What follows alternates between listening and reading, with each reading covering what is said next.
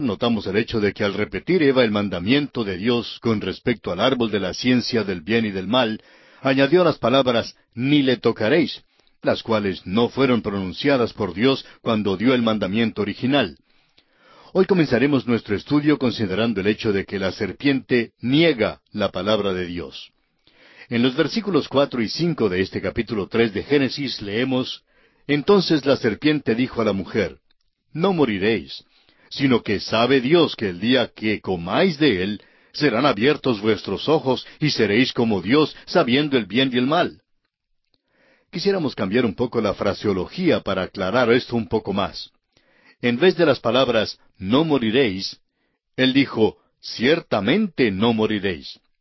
Ahora esa es una imposibilidad absoluta, porque está dudando del amor y la bondad de Dios. Si Dios es bueno, pues ¿por qué le puso una restricción? Y entonces duda de la justicia de Dios y de su santidad al decir que ciertamente no morirán. Y promete a Eva que ella y su esposo llegarían a ser como dioses ellos mismos. Ahora notamos también que la mujer añadió a la palabra de Dios. Y hoy existen aquellos que quitan de la palabra de Dios, y Dios ha amonestado en cuanto a eso. Existen también las sectas que añaden a la palabra de Dios, y Dios también ha amonestado contra tal práctica. Hay quienes dicen que somos salvos por la ley. Otros dicen, sí, somos salvos por la fe, pero añaden algo para que sea por la fe más alguna obra. En el Evangelio según San Juan capítulo 6 versículo 29 dice: Respondió Jesús y les dijo: Esta es la obra de Dios, que creáis en el que Él ha enviado. ¿Cuán importante es ver esto? Porque Satanás contradice tan sutilmente a Dios y sustituye su propia palabra por la palabra de Dios. Recordará usted, amigo oyente, que en Romanos se habla de la obediencia por la fe. La fe conduce a la obediencia y la incredulidad conduce a la desobediencia. Consideremos ahora la desobediencia del hombre y la mujer a la palabra de Dios. En Génesis 3, versículos 6 y 7 dice: Y vio la mujer que el árbol era bueno para comer, y que era agradable a los ojos, y árbol codiciable para alcanzar la sabiduría, y tomó de su fruto y comió. Y dio también a su marido, el cual comió así como ella. Entonces fueron abiertos los ojos de ambos, y conocieron que estaban desnudos. Entonces cosieron hojas de higuera y se hicieron delantales. El llamamiento que hizo Satanás aquí fue a la carne, pero eso no es todo. Era bueno para comer, además de agradable a los ojos, y un árbol codiciable para alcanzar la sabiduría. Es importante notar que fue un llamamiento a la parte psicológica de la mente y un llamamiento al lado religioso del hombre. Era un árbol codiciable para alcanzar la sabiduría. Y si usted, amigo oyente, comprueba esto, se dará cuenta que esta es la misma tentación que Satanás trajo al Señor Jesús en el desierto. En la tentación de Cristo vemos que primero Satanás tentó la carne al decir a Jesús que convirtiera en pan aquellas piedras que tenía delante. Esto era algo bueno para comer. Luego Satanás hizo un llamado a la mente con la promesa de que daría a Jesús todos los reinos del mundo. Y le mostró a Jesús todos aquellos reinos para tentarlo. Luego, la tentación de obrar contra la voluntad de Dios fue de echarse del pináculo del templo. Esto fue como el árbol codiciable para alcanzar la sabiduría. ¿Sabía usted, amigo oyente, que Satanás emplea hoy las mismas tácticas? Las usa porque logran buen éxito, dan buenos resultados para él. ¿Por qué tiene que cambiar su método? Parece que todos somos engañados por las mismas tácticas. El apóstol Juan en su primera carta, capítulo 2, versículo 16, nos dice: Porque todo lo que hay en el mundo, los deseos de la carne, los deseos de los ojos y la vanagloria de la vida, no proviene del Padre, sino del mundo. Los deseos de la carne, es decir, lo que parece bueno para comer; los deseos de los ojos, es decir, lo que es agradable mirar; la vanagloria de la vida es lo que es codiciable para alcanzar la sabiduría. Estas cosas no provienen del Padre, sino del mundo. Es un llamado que hace Satanás. Jesús dijo que estos pecados de la carne proceden del corazón del hombre, de lo más profundo, porque aquí es donde Satanás hace su llamado. Ataca al hombre de una manera muy definida. Fue el mismo método que empleó con Adán y Eva para llegar al corazón y desviar al hombre. Y lo hizo. tuvo éxito. Les dijo que conocerían el bien y el mal. ¿Y qué pasó? Pues que sus ojos fueron abiertos. Esa es la conciencia. Porque el hombre no tenía conciencia antes de la caída.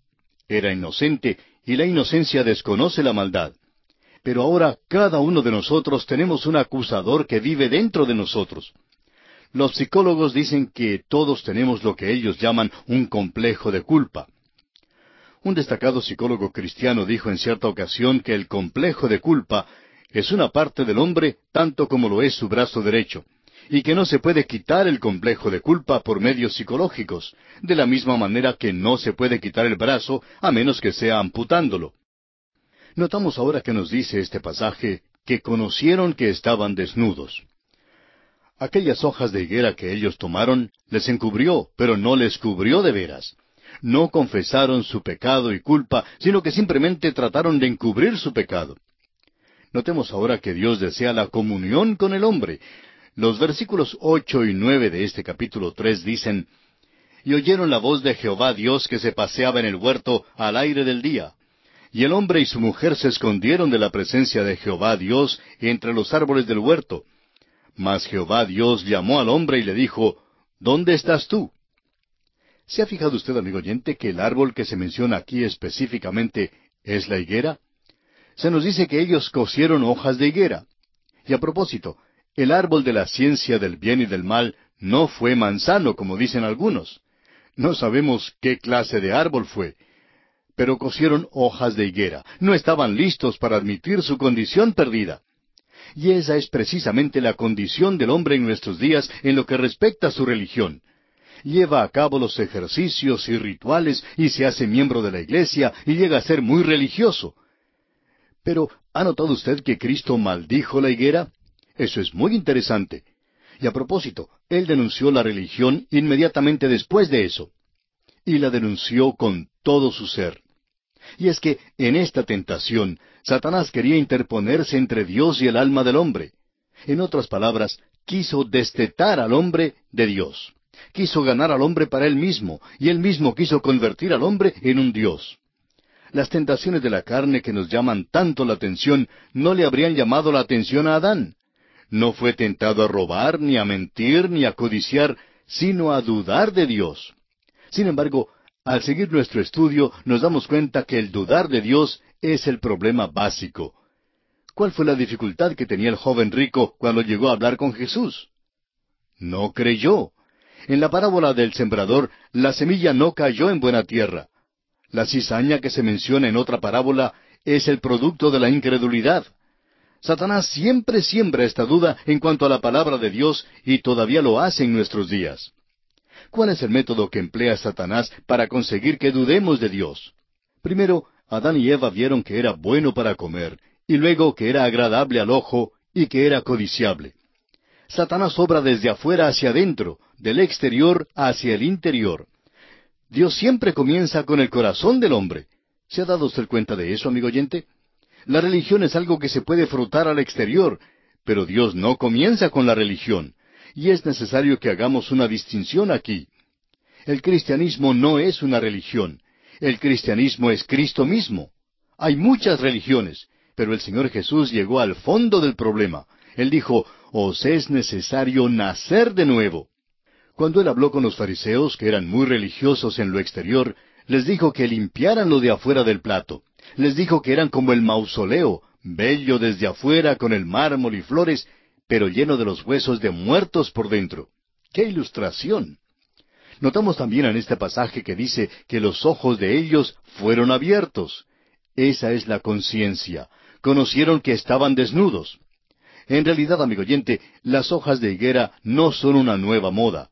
Los hombres todavía asisten a la iglesia y llevan a cabo los ejercicios religiosos y hacen buenas obras. ¿Qué pasó, pues? Cuando oyeron la voz del Señor Dios en el huerto, huyeron de Dios. Amigo oyente, la religión separa al hombre de Dios. Adán está perdido y es Dios quien le busca y no el hombre quien busca a Dios. Note usted que no hay confesión de parte de Adán. Desde el versículo 10 hasta el versículo 12 leemos lo siguiente. Y él respondió, «Oí tu voz en el huerto y tuve miedo porque estaba desnudo, y me escondí». Y Dios le dijo, ¿quién te enseñó que estabas desnudo? ¿Has comido del árbol de que yo te mandé no comieses? Y el hombre respondió, la mujer que me diste por compañera me dio del árbol y yo comí. Entonces Jehová Dios dijo a la mujer, ¿qué es lo que has hecho? Y dijo la mujer, la serpiente me engañó y comí. Lo importante aquí no es notar que el hombre inculpó a la mujer, sino que no hizo confesión de su pecado. Cuando Dios le pregunta a la mujer, notamos que ella también le echa la culpa a alguien más. Pero vemos aquí que el hombre, esta criatura que Dios ha hecho, se ha desviado de él, y Dios tiene que arreglárselas con él. Y entonces tiene que juzgarlo. Y esto nos conduce a la consideración del plan de Dios para el futuro. El versículo 14 de este tercer capítulo de Génesis dice, y Jehová Dios dijo a la serpiente, por cuanto esto hiciste, maldita serás entre todas las bestias y entre todos los animales del campo, sobre tu pecho andarás y polvo comerás todos los días de tu vida. Ahora, todo lo que podemos decir en cuanto a esto es que la serpiente ciertamente no fue una criatura escurridiza de esas en que pensamos hoy día. Fue diferente al principio. Y Dios entonces pronunció este juicio sobre ella. Dios sigue y pronuncia una sentencia sobre Satanás que tiene un efecto tremendo sobre el hombre. Y aquí hay un versículo que debiéramos aprender de memoria. En realidad es la primera profecía en cuanto a la venida del Mesías, el Salvador del mundo. Este es el versículo 15 de este capítulo 3 de Génesis, y dice así, y pondré enemistad entre ti y la mujer, y entre tu simiente y la simiente suya. Esta te herirá en la cabeza, y tú le herirás en el calcañar. Existe enemistad entre Satanás y la mujer. Su semilla que había de venir es Cristo. Hay una seguridad aquí de que se alcanzaría la victoria final. Pero nos preguntamos si el pensamiento sobresaliente que se expresa aquí no es en realidad la larga y continua lucha. Revela el hecho de que ha de ser una lucha prolongada entre el bien y el mal. Y eso es exactamente lo que encontraremos a través de nuestro estudio de las Escrituras.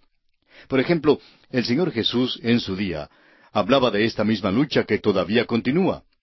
En el Evangelio según San Juan, capítulo 8, versículos 44 y 45, leemos, vosotros sois de vuestro padre el diablo, y los deseos de vuestro padre queréis hacer. Él ha sido homicida desde el principio, y no ha permanecido en la verdad, porque no hay verdad en él. Cuando habla mentira, de suyo habla, porque es mentiroso y padre de mentira. Y a mí, porque digo la verdad, no me creéis. Y en su primera epístola, capítulo 3, versículo 10, Juan hace mención de este mismo conflicto. Dice, en esto se manifiestan los hijos de Dios y los hijos del diablo. Todo aquel que no hace justicia y que no ama a su hermano, no es de Dios.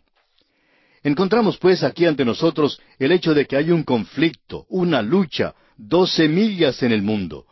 Pero notamos también que habrá una victoria final. Sin embargo, aquí se enfatiza lo prolongado de la lucha. Todos tenemos que enfrentarnos con la tentación y hay que ganar la victoria. Antes de que Cristo viniera, la victoria se obtenía por la obediencia a la fe. Después de la venida de Cristo, tenemos que identificarnos con Cristo por la fe. ¿Qué quiere decir ser salvo? Significa estar en Cristo. El hombre es uno de los tres órdenes de la creación: los ángeles, los hombres y los animales. A los animales no les fue dado ninguna elección, pero a los hombres y a los ángeles sí les fue dado una elección. Y vemos aquí la elección del hombre. Es responsable de la decisión que ha hecho aquí. Notemos algo más. Habla aquí de la simiente de la mujer, no habla de la simiente del hombre. Y esto nos sugiere por primera vez el nacimiento virginal. Dios fue al huerto buscando al hombre y dijo, ¿dónde estás tú? Cualquier antología de religión tratará de decir que el hombre juzgaba a Dios. Pero amigo oyente, esa no es la manera en que Dios lo dice, y digámoslo como es. La salvación es Dios buscando al hombre. El hombre huyó de Dios, y Dios dijo, ¿dónde estás tú? El Dr. Griffith Thomas dice, este es el llamamiento de la justicia divina que no puede pasar por alto el pecado, y es el llamamiento de la tristeza divina que se apesadumbra en cuanto al pecador. Es también el llamamiento del amor divino que ofrece redención del pecado. Todo esto se encuentra aquí en este versículo. Es la promesa de la venida del Salvador. Y esto es lo que se pinta a través de todas las Escrituras.